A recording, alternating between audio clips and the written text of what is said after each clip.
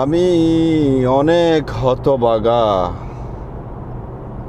আমি এক হতবাগা। আমরা অনেক হতবাগা। কারণ কি জানেন? আমরা ভাবছিলাম বাংলাদেশ থেকে এক ডাইনিকে তাড়িয়ে দিয়েছি। ডক্টর মোহাম্মদ ইউনূস সাহেব আসছেন।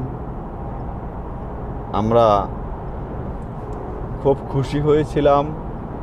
বাংলাদেশ থেকে কিছু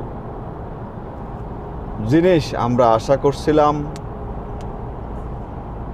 যেমন দুর্নীতিমুক্ত, খুন রাহাজানি সন্ত্রাসী,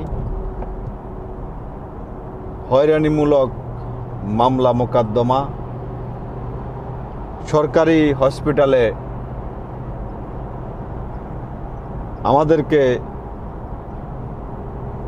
সুন্দরভাবে স্বাস্থ্যসেবা দেবে। আসলে আমরা তো কিছু পেলাম না। বলুন ডক্টর ইউনূস স্যার, আপনার মতো মানুষ, যিনি বাংলাদেশের মানুষের কর্মসংস্থানের ব্যবস্থা করেছিলেন, সেই মানুষ এসে কেন আপনি পারলেন না? আমার কাছে খুব হতভম্ব লাগে বিষয়টা।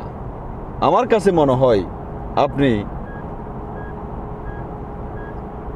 কোনো না কোনো রাজনৈতিক দলের কাছে বিক্রি হয়ে গেছেন। আল্লাহ আপনাকে হেফাজত করুক, আমাদের বাঙালি জাতির দুঃখ বোঝার তৌফিক দান করুক।